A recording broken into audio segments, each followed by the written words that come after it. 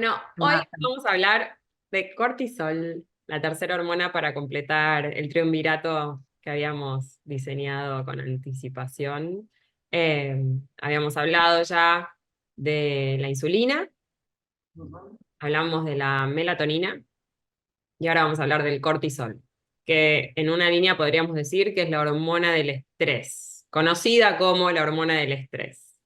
Eh, Y pero necesaria, muy necesaria. muy Porque, necesaria. digamos, si se me permite, porque se le dice que es el hermano del estrés y como cuando uno escucha estrés, uno piensa en algo negativo, Exacto, pero en realidad, digamos, el estrés es un mecanismo de supervivencia. total y Si absoluto. vos no tenés estrés, no vas a sobrevivir. O sea, es lo que te ayuda a levantarte a la mañana. ¿Ok? Exacto. Pero bueno, perdón, te interrumpí, No, no, contame. no, bueno, un poco vamos a explicarla a nivel fisiológico, cómo funciona, cuál es su función principal y secundaria, y qué es, quién la secreta, en qué momento aparece, en qué momento debería aparecer y en qué momento debería desaparecer de plano. Un poco así, a grandes rasgos, es una hormona, el cortisol es una hormona, ¿ok? Que se encuentra, digamos, se fabrica en la glándula suprarrenal, ¿ok? Está arriba del riñón. Lo importante acá es entender que todas las hormonas en general, siempre el primer estímulo, nunca, nunca, nunca es en ese lugar, siempre es en el cerebro. Nosotros tenemos el hipotálamo, la hipófisis, que en realidad están en el cerebro y que ellos sensan a través de sistemas mucho más primarios, que es la luz, la oscuridad, el frío, el calor, digamos, todos esos estímulos externos llegan a través de nuestros ojos o nuestros sentidos, van al cerebro, entienden la señal y dan una orden.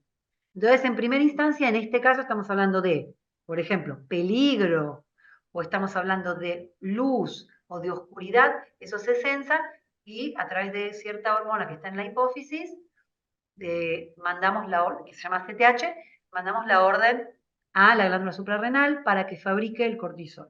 Es una especie de escrutinio constante que está haciendo nuestro cerebro y nuestro cuerpo a través de los sentidos, de dónde estamos, cómo estamos, hay presencia de peligro, no hay presencia de peligro, puedo relajarme o necesito estar armado para huir o pelear. Es un poco eso que pasa constantemente, sin que nos demos cuenta. Eso es increíble porque, digamos, hay muchas cosas que suceden digamos, en nuestro inconsciente y muy bien que eso sucede, porque estar consciente de que todo el tiempo estás analizando si la luz está bien, como que, no, está bien que esto todo suceda entre telones, ¿no? Y bueno, y acá entra justamente el problema, digamos, ¿qué pasa en este mundo, en Sí. esta realidad, que tenemos tantas alteraciones de la secreción de cortisol? Digamos, ¿por qué de repente pasa a ser una hormona tan importante? Si es una hormona que tiene que funcionar, tiene que avisar y nada más. ¿Qué pasa? Que de repente sale, digamos, de su eje y aparece y está en boca de todos. ¿Por qué ¿Será pasa eso? porque por el estilo de vida que llevamos hoy tan desconectado, digamos, de la raíz de todo, de la génesis de lo que fuimos como raza humana, y esa desconexión genera como un estado de alerta constante en todo momento? Sí, sí, Porque es sí. algo nuevo, Pero los bueno, médicos antes no pedían tanto el cortisol, hoy por hoy se analiza el cortisol salival, no solo el de sangre, entonces se quiere realmente saber los manejos de cortisol, si es un cortisol funcional o disfuncional. Casi todos los médicos lo mandan a estudiar, eso es claro, curioso. yo creo que la medicina convencional, siempre como tratando de entender que por qué muchos mandan y por qué muchos no mandan. La medicina convencional dice, bueno, para pedir alguna hormona tiene que estar súper desbalanceada.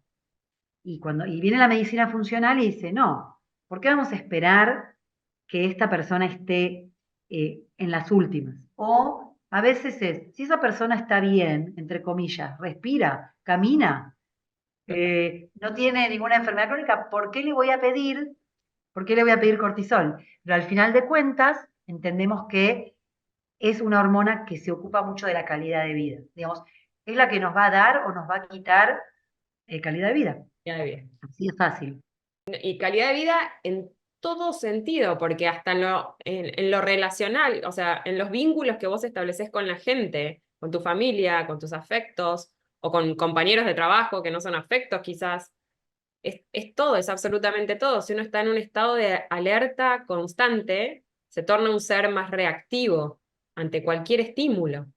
Entonces, así como cuando medimos, no sé, la frecuencia cardíaca o la variabilidad de la frecuencia cardíaca y decimos, bueno, este es un corazón que late muy fuerte cuando no necesita latir tan fuerte y tan rápido, y es un corazón que late muy despacio, muy lento cuando debería estar un poco más estimulado. Entonces, así como esa flexibilidad que necesitamos a nivel cardiovascular para hacer frente a la demanda, con el sistema nervioso pasa un poco lo mismo, ¿no? La regulación del cortisol, que está totalmente relacionada al sistema nervioso, pasa un poco lo mismo. La gente dejó de ser flexible en cuanto a la regulación de su sistema nervioso y pasó a tener un cortisol totalmente disfuncional. Pero entonces, ¿qué Sí. sería para vos? ¿Cuál es el índice de que el cortisol está funcionando correctamente o como tiene que funcionar en el cuerpo? ¿Cuáles son los indicadores? Bueno, más allá de, digamos, si uno quiere saber, no puede pedir un estudio de sangre o de saliva mejor. Pero la realidad es que la clínica lo dice todo. Yo te diría que, en general, si uno se levanta, lo ideal sería, a ver, como el cortisol es el que nos despierta, ¿no es cierto?, a la mañana. Es el que nos dice, como habíamos hablado de la melatonina, bueno, cuando la melatonina cae, el cortisol se levanta y en realidad uno debería tener un despertar totalmente natural, totalmente conectado con el exterior, y parte de eso es esto, ¿no? Es el cortisol. Entonces, despertarse a la mañana, a la misma hora, sin necesidad de usar el despertador, bueno, eso sería wow. Eso que casi no existe, ¿no? Porque uno tendría que dormir por lo menos dentro de una cueva sin tapa.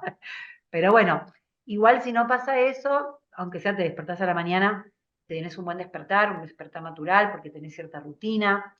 Eh, Después, estado de ánimo, estado de hambre, estado, digamos, el estado natural, digamos, si estás en alerta, si estás nerviosa, estás estresada, o para el otro lado, que es un agotamiento, que nosotros decimos burnout, digamos, estás quemada, ya ni siquiera te pones nerviosa por nada, también te tiene que preocupar. O si estás muy nerviosa o nada, por supuesto que hay estados también extremos de depresión, Sí. ansiedad, pero sin llegar a lo patológico si quieres.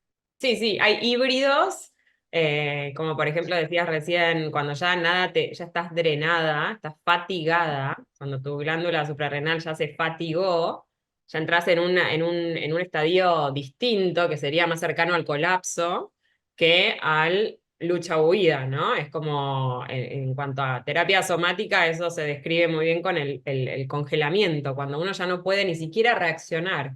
Ya pasó a tal agotamiento, una etapa una instancia de tal agotamiento, que ya no hay reacción, sino como se llama meltdown, cuando uno se colapsa internamente y se frisa, se desmaya, se queda inmóvil. Ya el sistema nervioso dice, bueno, ya ni siquiera huyendo o peleando te puedo salvar. Necesito aislarte, disociarte de la situación que estás viviendo, y eso lo logra a través del colapso, el desmayo, la ausencia de presencia. Tal cual, es como la pérdida total, es momentánea, pero es la pérdida total de todo mecanismo de defensa. Es como se perdió la coraza, se perdió, es como un gran vacío, ¿no? Como que ya no está, porque en general los mecanismos de defensa, no hablando de psicología, ¿no? No estoy hablando de psicología, estoy hablando de mecanismos de defensa, Sí, lo sencillo de responder, de poder defenderte realmente. Es sí, como que no tenés esa capacidad. No es que no la tenés realmente, sino que dejas de poder usarla, ¿no? No hay acceso exacto. a todos esos mecanismos de defensa, que son los de supervivencia. Sí, a mí me gusta contarlo en las consultas con un ejemplo, el ejemplo del oso, ¿no? Y sería algo así como el cortisol entraría a jugar un papel fundamental si yo voy caminando por el bosque y de repente escucho el ruido de una hoja, y ahí inmediatamente se pone una maquinaria en acción de posibilidades. Puede llegar a ser un depredador. Entonces, mi cuerpo se empieza a poner en un estado de pseudo alerta y corrobora si es un depredador o si no es un depredador. Si no es un depredador, vuelve a regularse y sigo caminando. Si es un depredador, según cuán lejos o cerca esté esa amenaza, ahí está Sí. la diferencia entre lucho o me escapo o me colapso.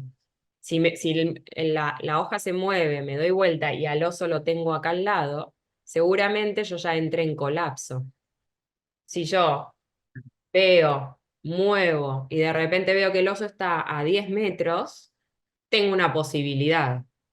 Y ahí el cortisol me viene a ayudar, porque ¿qué viene a decirme? Bueno, o me quedo a luchar, cosa no muy recomendable con un oso, o el cortisol, ¿qué hace en el cuerpo? ¿Qué sucede dentro del cuerpo a nivel fisiológico para que yo en ese momento me pueda salvar? Bueno, como decía, como que el estrés es algo muy necesario, digamos, porque necesitamos realmente sobrevivir. Lo primero que el cuerpo dice es, a ver, yo necesito ahora correr, yo necesito oxígeno, yo necesito azúcar. O sea, entonces va a activar solamente los mecanismos que me van a dar todo ese fuel, toda esa nafta, y va a apagar los mecanismos que son más tranquilizadores. O sea, el vago lo Ujú, abajo, viste, todo el sistema autonómico, ujú. activo el sistema autonómico, por un lado, toda la parte nerviosa es, bueno, ahora voy a tener mucha adrenalina, entonces ahora quiero que mis vasos sanguíneos se agranden un montón para que pase un montón de sangre porque voy a usar los músculos, entonces necesito que esos músculos se muevan. Por otro lado, esos músculos requieren mucha azúcar, entonces voy a activar todos los sistemas que me dan azúcar. Y acá es algo interesante, porque si, bueno, te levanta el azúcar en la sangre, te da hiperglucemia. Habíamos hablado en su momento, la hiperglucemia es buena ahora, es buena cuando yo necesito salir corriendo. ¿De dónde saco azúcar? Si tengo, digamos, guardada azúcar en el hígado, bueno, voy a liberar azúcar del hígado. Voy a liberar, por supuesto, voy a quemarme azúcar del músculo. Digamos, estos son los mecanismos más rápidos que yo puedo, digamos, succionar de mi cuerpo ya, liberar. También otras cosas que hace menos buenas el cortisol es si se mantiene a lo largo del tiempo. O sea, yo necesito ahora tengo un minuto para correr, dame todo, compro todo, salgo volando. Ahora, ¿qué pasa cuando todos los días de mi vida siento esa sensación? ¿Qué empieza a pasar en el cuerpo? Exacto. Sí, porque además en eso que describías vos, ¿no? Yo necesito las piernas para escapar y los músculos necesitan una infusión de energía. Obviamente usa el canal del azúcar disponible en la sangre para escapar de este oso gigante que seguramente me va a querer comer. Y en consonancia con eso, todos los sentidos, digamos, toda la maquinaria se pone a disposición de que vos escapes, huyas y te salves, porque la vista se hace visión túnel, o sea, se nos acorta el canal visual, no tenemos visión periférica. La audición también se limita solo a escuchar un posible rugido detrás mío, no va a escuchar el pajarito que está cantando a 5 metros arriba. Entonces, como la digestión en ese momento va a estar totalmente interrumpida, los jugos gástricos no se van a segregar. ¿Por qué? Porque yo estoy escapando de un oso, no tengo tiempo para comer, para mirar el pajarito, escucharlo. O sea, no puedo censar, no puedo darme el lujo de censar todo lo otro. Tengo que censar solo lo que me va a hacer sobrevivir. Entonces, lo que vos hablabas del estrés crónico, como la gente hoy está en un estado constante de me estoy escapando del oso. Es una situación que no tiene vuelta atrás. Es como si es un incendio que prendes una llama y ahora se desencadenan un montón de cascadas que una depende de la otra. Sí, Y digo, en ese momento ya el cuerpo liberó todo y ya no es que decir, bueno, paren, al final no era. exacto, No, es como exacto. que lo bueno y lo malo, como que cuando lo usás de verdad y te sirve, buenísimo. Pero si por todo estás estresada, si todo te afecta de esa manera, Exacto. si es algo crónico, digamos, llega un momento que tener todo el tiempo que tu cuerpo genere y libere y no puedes volver atrás, y no lo estás usando, realmente un efecto, digamos, muy común y muy habitual, lamentablemente, en todo el mundo, es el trastorno de ansiedad Exacto. generalizado. Sí. Digamos, es que uno dice, bueno, ¿por qué se genera eso y por qué se genera la depresión? Muchas veces difícil de entender la conexión, pero una de las grandes causas de estos trastornos muchas veces viene de un estrés crónico. Quizás los psicólogos le van a dar una vuelta, otra vuelta, pero digamos, si nosotros lo pensamos de esta manera es, si vos todo el tiempo tenés cortisol, y vos todo el tiempo estás liberando adrenalina, y vos todo el tiempo estás en peligro, en algún momento el cerebro, que es el más respondedor y el más altruista, digamos, en ese sentido, va a dejar, es como la resistencia a la insulina. ¿Te acuerdas que dijimos azúcar, azúcar, azúcar? En un momento el cuerpo dice, ya está, basta, basta de azúcar, basta de insulina, no aguanto más, me meto para adentro. Lo mismo pasa con el cerebro. Cortisol, adrenalina, todo, en un momento el cerebro dice, basta, basta, me estás atormentando, ya no te creo más, o ya no puedo lidiar con la cantidad de estas hormonas del estrés, me meto para adentro. Y eso genera un cambio de configuración cerebral, donde nosotros decimos down regulation, digamos, se meten para adentro los receptores y el cerebro un poco después que se achica, se retrae y deja de fabricar un montón de neurotransmisores, entre ellos la serotonina, la dopamina, digamos, empieza a haber menos deseo. ¿Para qué me voy a levantar?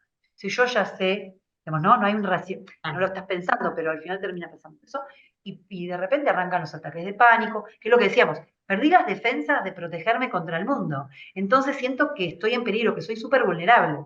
Un estado de labilidad completo y el cerebro muy, muy sabiamente dice, bueno, si esta persona está en este estado, entonces tengo que, lo que decíamos antes, ¿no? El colapso, el agotamiento, donde ya está, el colapso, ya no puedo más, no puedo keep up, no puedo hacer frente a esta demanda ya fue suficiente, colapsé, entonces me empiezo a retraer. De nuevo, siempre tratando de cumplir el mismo objetivo, y es salvarte la vida, que vos Exacto. subsistas. El tema es que hoy por hoy, con tanto estrés crónico, y esta gente que se escapa de los osos desde que se levanta hasta que se acuesta, entramos ya en un terreno donde ya no tenemos motivación, el cerebro no tiene motivación por hacer algo distinto, de retracción, de lo que vos decías, de la retracción, y ya no hay interés y una cosa va alimentando a la otra, entonces es un círculo del cual es muy difícil salir inicialmente, quizás necesites ayuda para salir de eso, pero sí es posible de revertir. En el momento en que uno empieza a dar una señalética distinta, una información externa distinta a esos sentidos, el cuerpo empieza a funcionar distinto. Y con esto me viene a la cabeza un poco, vos nombrabas el nervio vago, ¿no? Este nervio que nos recorre a lo largo de toda la columna, el nervio maestro, que lo que va haciendo es repartiendo información, es sensando información de los órganos y dándole información a los órganos. Está como en un feedback constante con el cuerpo, ¿no? Y esa información sube a través del nervio vago que recorre la columna hasta el cerebro.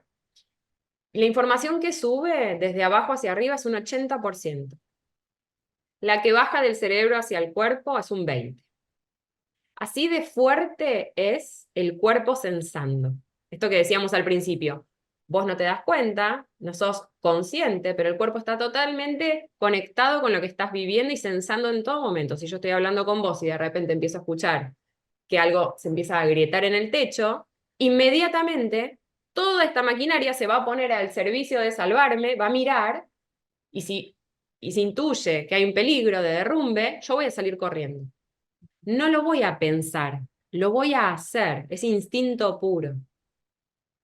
Entonces, en el momento que uno le empieza a dar como infusión al cuerpo, señales de estoy a salvo, el cuerpo empieza a entender, no la mente, el cuerpo empieza a entender que estás a salvo y le dice a la mente estás a salvo y la mente se alinea a ese propósito.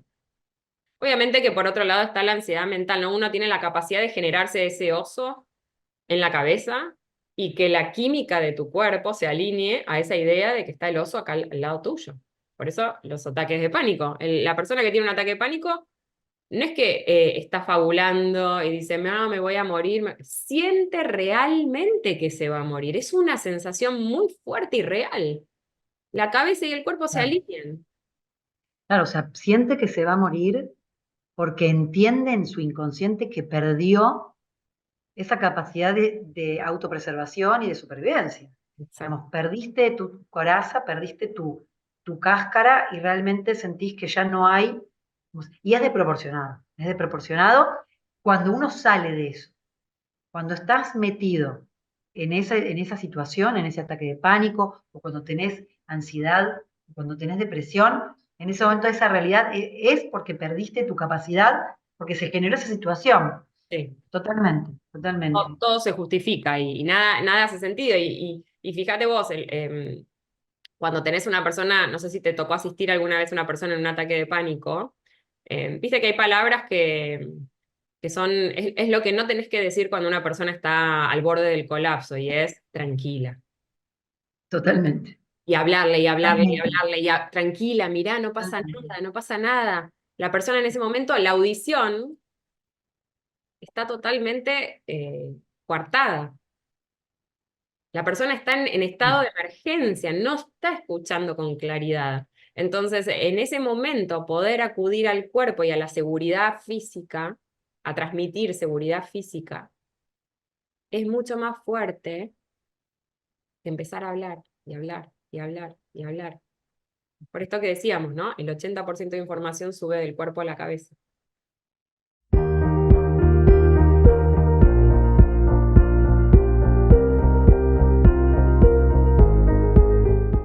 ¿Querés explicar brevemente de qué se trata nuestro sistema nervioso y la dualidad del fight or flight o rest and digest? Ah, no, más que nada, vos te referís al sistema autónomo, Sí, adrenalina y vago. Un poco, a ver, nosotros tenemos el sistema nervioso autónomo, que es un sistema, se llama autónomo porque no depende, digamos, no lo podemos controlar.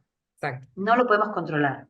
Como dijimos antes, hay otras hormonas y otros sistemas que pueden inferir en ese sistema autónomo, pero nosotros no podemos decir, bueno, ahora voy a estar nerviosa, bueno, ahora voy a estar tranquila. Por otro lado, son sistemas que están muy conectados con, nosotros lo llamamos lo somático, que es lo somático en anatomía, es, digamos, los órganos que están adentro de nuestro cuerpo, ¿no? Entonces, por ejemplo, lo que decíamos, yo no, para hacer la digestión, yo no necesito hacer nada, simplemente necesito comer y Bueno, no, y por suerte, todo mi estómago y mi sistema digestivo no depende de una decisión mía. O sea, no depende de lo que yo haga o no. Yo solo tengo que comer y eso ya activa el sistema vago. Eso ya estimula la secreción, digamos, de sistema nervioso, digamos, parasimpático, que hace que yo no pierda tiempo en irrigar muchos otros órganos y toda la sangre vaya hacia el sistema esplácnico, que sería la parte visceral digestiva, por ejemplo. ¿Okay? Entonces, siempre es, si yo estoy con el sistema, si el sistema vago se activó, ujú. el sistema simpático, que es el sistema del estrés, de la corrida, de la huida, yo no lo puedo activar, no puede, o sea, no es posible que Convive. uno, exactamente, y eso está buenísimo, porque eso nos permite, digamos, eso es tu terreno, eso, digamos, permite justamente trabajar sobre eso, o sea, tenemos la suerte que realmente es en uno sin el otro y uno puede tratar quizás de dominar, en ese sentido, a través de técnicas, ¿no? Pero Claro. bueno, y a su vez, la adrenalina, que ya no me acuerdo si lo habíamos hablado en su momento, pero bueno, digamos, la adrenalina es una hormona que también está en la glándula suprarrenal, que también ella se ocupa muchísimo y nos favorece, ¿sí? Que suba por ejemplo, que suba el pulso, ¿no? Que el corazón lata más fuerte. Fuerte. ¿Por qué quiero eso? Porque junto con el cortisol ahora nosotros necesitamos que haya vasodilatación, que los vasos necesito escapar. Entonces y en ese momento, como vos dijiste, yo no quiero que haya sangre en el intestino. Entonces bueno, ahora estoy yo y después vas a estar vos. Y es un balance, digamos, cuando estamos durmiendo, igual de todas maneras, en general los sistemas están tranquilos y se activa un sistema que se llama SARA, que es el sistema, digamos, es la computadora reguladora que está todo el tiempo, ¿no? Controlando los sistemas de noche, que todo lo que aprendimos durante el día, suceda de cierta manera, se ocupa de que uno realmente esté inmóvil, bueno, y activa otros sistemas que se llaman oníricos y que suceden durante la noche, ¿ok? Como que es el cosito de la luz que apretás y se apaga, ¿no? Volviendo un minuto al cortisol, me parecía interesante, es que el cortisol es una hormona que degrada, ¿ok? Degrada, ¿ok? Entonces, muchas veces vamos a tener que cuando uno está muy estresado, el cortisol es verdad que va a levantar el azúcar en sangre, pero también sin querer se puede desarmar proteínas importantes, como de la piel o del intestino. Digamos, cuando uno está en burnout, ¿sí? Muchas veces uno va a ver diferentes tipos de alteraciones intestinales, ¿sí? O de la piel, o, digamos, cosas crónicas que pueden suceder que no necesariamente tienen que ver con una enfermedad. Ok, bueno, lo importante es eso que vos decías antes con respecto a la capacidad de injerencia que nosotros tenemos, tanto en un sistema como en el otro. Entonces, si bien sí, el corazón late más allá de nuestra voluntad de que lata o no, el intestino va a hacer la digestión, el estómago va a hacer la digestión, más allá de que nosotros queramos o no queramos, no es una decisión voluntaria. eh, y en los órganos no responden a una decisión voluntaria nuestra, sino que operan con autonomía. Está buenísimo recalcar que uno puede ofrecerse técnicas e instrumentos para influir en esa digestión, por ejemplo. Tomemos la digestión como ejemplo. Si yo estoy en el bosque comiéndome un snack o una bolsa de almendras y siento la hojita y veo que es un oso, claramente mi estómago no va a poder hacer frente a la digestión, se va a frenar. Ahora, si yo estoy en mi casa y estoy discutiendo con mi marido, con mis hijos, mientras ceno, esa es la misma situación que la del oso. A nivel orgánico se vive de la misma manera. Entonces mis jugos gástricos no se van a segregar. Yo no voy a poder tener una buena digestión. O sea, lógicamente se van a segregar eventualmente porque algo va a suceder y mi estómago algo va a Pero no hacer, es una digestión adecuada. pero no es una digestión adecuada. Por esto que decíamos, cuando estás digiriendo y relajado, no estás luchando y huyendo.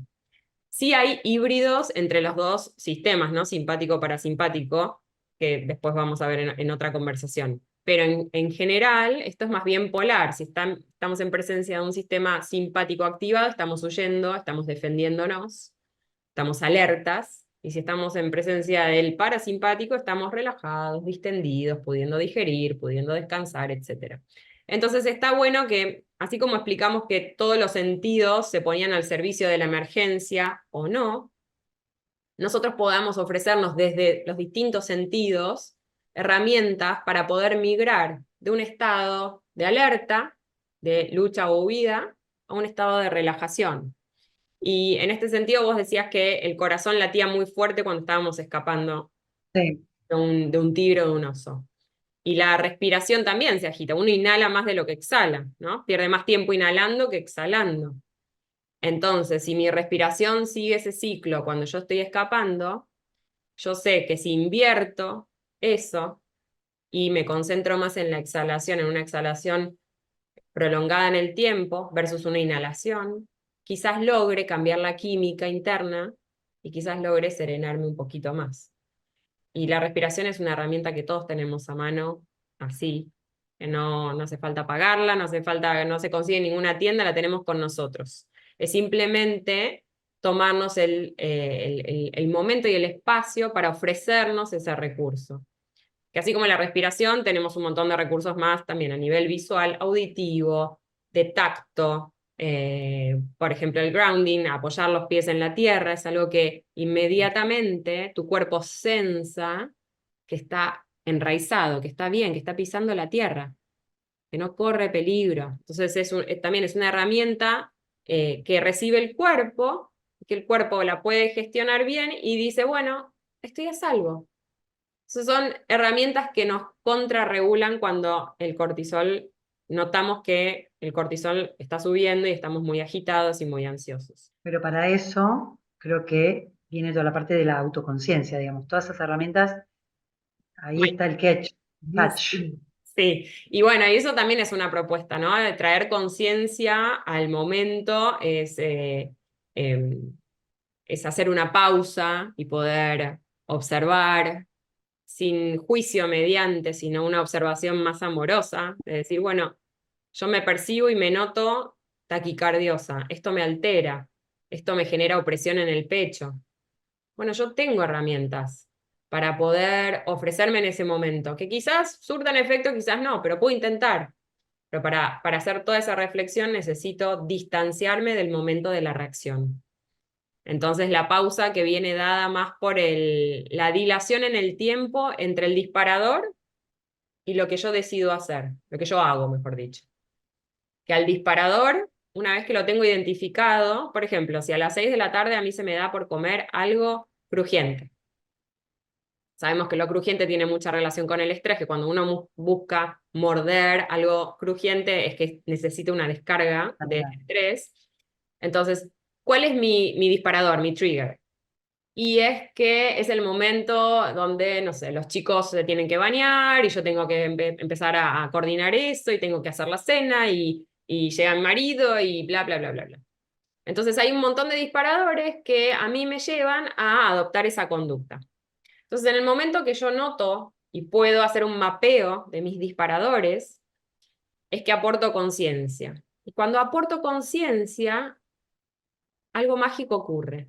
Es que ya aportando conciencia, modifico el resultado. Siento muy identificada con esa frase, como creo que empieza todo ahí, o sea, poder Exacto. detectar. Pues decís, bueno, pero no lo resuelvo. Aportando conciencia, ya modificas Buenísimo. el resultado, porque estás presente versus estar en piloto automático. Cuando uno automatiza absolutamente todo en su vida y después nota, al final del día nota, uy, inflamación, uy, no me siento bien, uy, esto me cayó pesado, revisa, va a poder identificar algunos disparadores de esas conductas que después te hacen sentir mal. Entonces es disparador, conducta, espacio. Espacio para reflexionar, para traer un poco de conciencia, no porque uno vaya a mover todo en su vida y vaya a estar aportando conciencia absolutamente a todo, pero en lo más nimio, como por ejemplo comer una almendra o comer un cuadrado de chocolate, ¿eh? Cuando uno se pone el chocolate en la lengua y lo empieza a deshacer y empieza a sentir el placer del cacao en la boca, es una experiencia mucho más auténtica, real y disfrutable que si uno, pero para eso es necesario traer conciencia. Que cuanto más consciente estés y también practiques ciertas soluciones, digamos, vas a poder ir perfeccionándote, digamos, en función de esa respuesta, cuanto más consciente estés, esa respuesta va a ser mucho mejor, mucho más adecuada, mucho más pertinente Sí, a esa situación. sí. Por esto que decíamos el cortisol, visión túnel, tengo que escapar. No puedo ver las alternativas de escape. Veo un camino, escapo.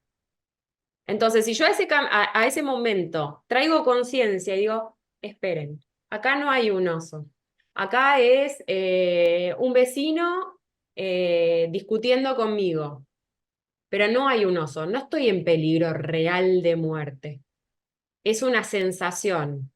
Entonces, acá voy a traer conciencia, voy a pausar, voy a respirar y voy a elegir cómo actuar en función de ese disparador.